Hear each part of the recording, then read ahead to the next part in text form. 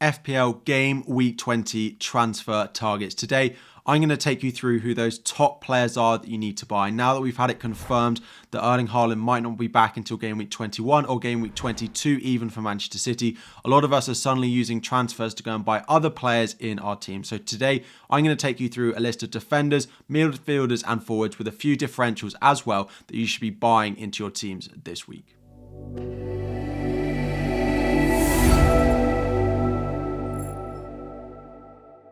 Welcome back everyone. Just before we dive in, 1,000 likes on the video is the aim. Subscribe if you are new around here as well. As we always do, there are a few players who are very highly owned that I still think are good transfer targets if you don't have them in your team already. These are Gabriel. So Arsenal defence in general, but I do still think that Gabriel remains the best one for us to go and pick. At just 5 million now, he offers better value than the likes of Saliba. I do like Zinchenko as an FPL option, but defensively, actually on the pitch, he's been pretty woeful. So there is a chance that Arteta doesn't necessarily like that. We've seen him be dropped before for the likes of Tomiyasu. Now, Tomiyasu isn't expected back very soon, so you might get away with Zinchenko for a few weeks, but definitely feel like Gabriel is cheaper. I still rate Ollie Watkins as the second best forward in FPL behind Erling Haaland. The upcoming fixtures from Aston Villa from Game Week 20 onwards as well look really, really nice. This is definitely not the time to be going and selling him that I've seen a few people do despite the recent blanks. He's still a probable buy if you are looking for a forward as well.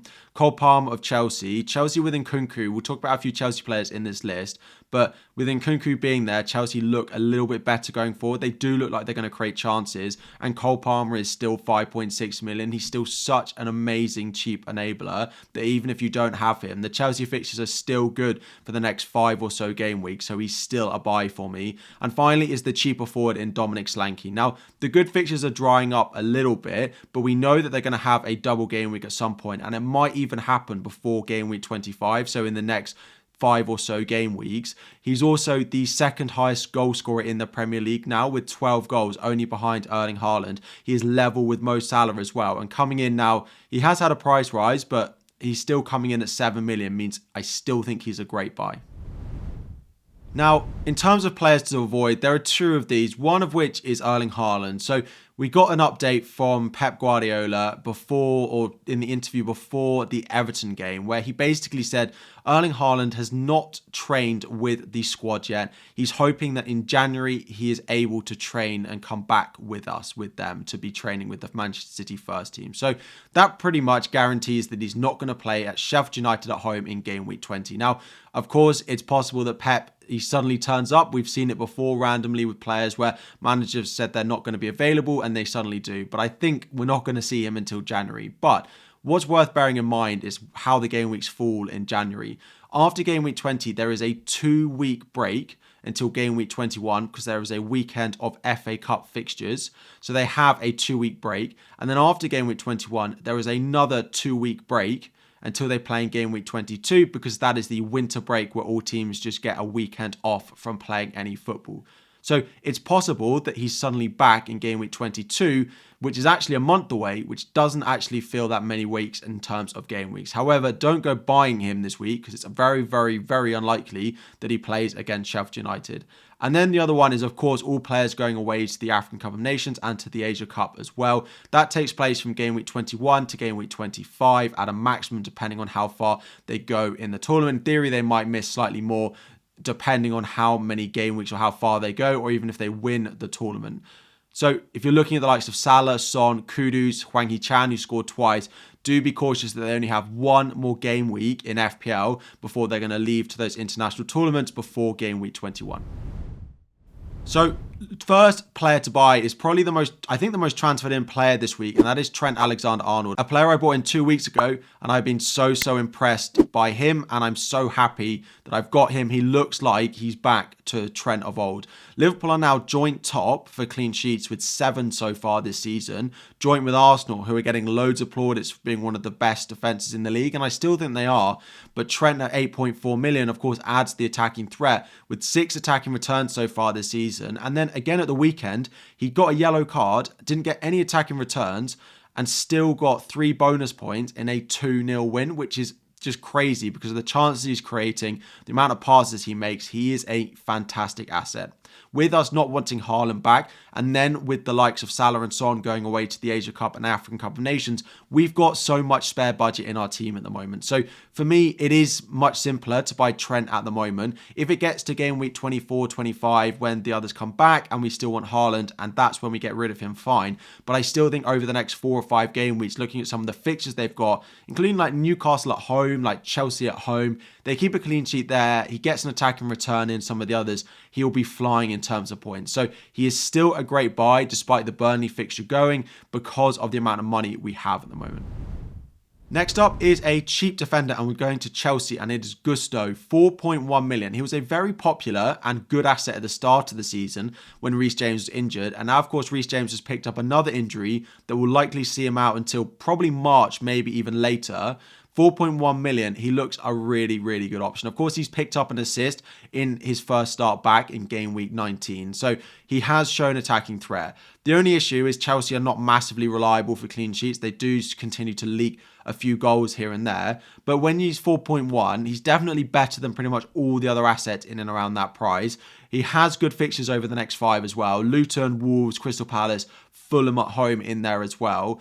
And with Reece James out for a foreseeable future, it does mean that he's going to be pretty mainstay in that Chelsea team. I'm getting a lot of questions about whether I think he's nailed or not.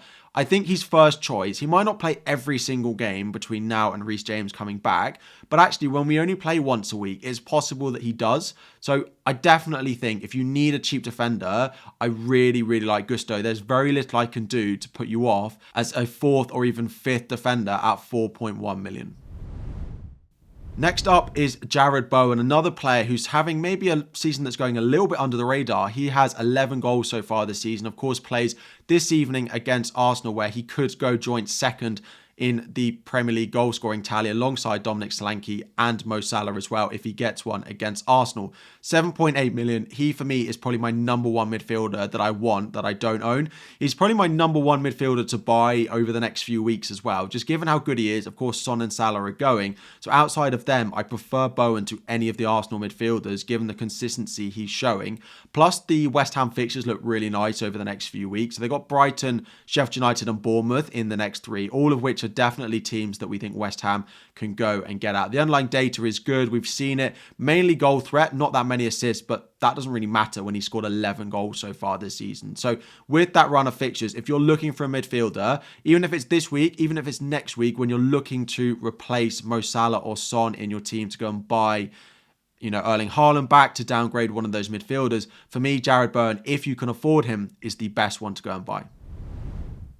Going into a cheap midfielder. Now, before we go in, this is going to seem incredibly reactionary, given he just scored twice at the weekend, but 4.7 million, and across all competitions, I think he's now Manchester United's top goal scorer this season, and that is Garnacho. Now, I'm not saying that you need to start him every week. However, he looks like he's nailed down that spot either on the left or on that right-hand side for Manchester United. And a lot of us are shifting to a 3-4-3 formation when Haaland comes back with the likes of Watkins and Solanke, maybe Nkunku, maybe Darwin, maybe Alvarez up there as well. But a lot of us are going to a 3-4-3, and Garnacho could be the best 5th midfielder that you're looking at just 4.7 million. The fixtures for Manchester United have been pretty tough over the past few weeks, but from game week 20 onwards, they do go on a really, really nice run of fixtures, including Nottingham Forest this week. The other thing to mention, in game week 26, where we're likely to have a blank game week due to the EFL, the Carabao Cup final,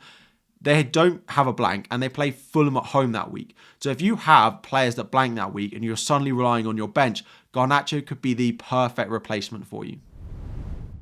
And then a forward. Now, Haaland is top, then it is Watkins, then it is Solanke. But if you want someone else, having watched Nkunku at Chelsea for the first 2 games, I think he looks like a fantastic asset. He looks a class above a lot of those players in that team. He was linking play really well. He was heavily involved in the first Chelsea goal. He's not necessarily playing 90 minutes at the moment, which may put some people off. But after game week 20, Chelsea only play once a week for pretty much the remainder of the season. And I do think he's a really nice asset at 7.4 million. Luton, Fulham, as we said, with gusto. The fixtures look really nice over the next few weeks. Plus, long term, I think he could do well. The other thing is, if you're looking short term, you need a forward until Haaland comes back, Luton away, Fulham at home in the next 2 is maybe some of the best fixtures you could get. If Haaland is going to be a doubt for game week 21 against Newcastle, they go away to Newcastle. You might even not want Haaland back for that fixture. You could wait to game week 22. Nkunku is a really nice short-term option, but I think going forward, he is going to be Chelsea's main goal scorer alongside Cole Palmer and maybe Raheem Sterling as well. Don't think necessarily Jackson's minutes are going to be that secure. Nkunku could see him play up front. So 7.4 million. If you're looking for a bit of a differential forward, I really like what he can do. And finally, we are looking at top 3 differentials for our teams this week. Number 1, it is again hat-trick hero Chris Wood, but Nottingham Forest look like they've turned a corner under the new manager, and 4.9 million, you can't really go wrong. He's definitely a better option than the likes of Cameron Archer. The upcoming fixtures are pretty mixed, but if he's going to be focal to what they're doing, if he's going to be playing up front and getting 90 minutes as he is, if he's going to be scoring goals like the Chris Wood of very old at Burnley, then there's not much that you can really go wrong with at 4.9 million. And he could be a great way to maybe facilitate a few other players like Trent into your team if you need the money.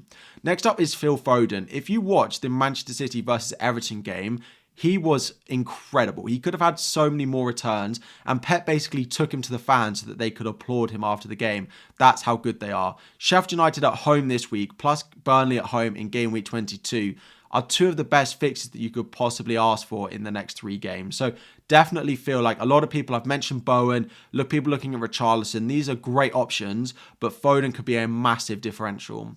And then finally, in defence, a lot of people will be looking at Gusto and Trent and Arsenal defenders, but one that was spoken about a few weeks ago that's going a little bit under the radar is the Aston Villa defence. Now, we do expect Pau Torres to come back in. That is expected. Alex Moreno is likely to get a few games at the moment, but we don't have quite the diagnosis on Lucas Digne at the moment, which is why I haven't put Alex Moreno in this video. Just because if Lucas Digne is suddenly back, then it makes Alex Moreno a suddenly bit of a rotation-prone asset. So I've gone with the cheapest option, who is Ezri Konsa at 4.6 million. They look pretty good defensively, particularly at home. And they do have Burnley at home this week. They also have Newcastle at home, Sheffield United in there in their next 4 as well. It's a very cheap way into a pretty solid defence so far this season. So those are my top transfer targets. We've had some obvious players, some differentials, 5 key players to buy as well this week. Thank you all so much for watching. Any questions about your team of who to buy, drop it all in the comment section down below and I will get to as many of them as I can. Tomorrow I will have my team selection video where I'll discuss what I'm doing now that Erling Haaland is not going to be back this week. Plus we will then have a 2-hour deadline stream as well for game week 20. Thank you all so much for watching and I'll be back again very soon.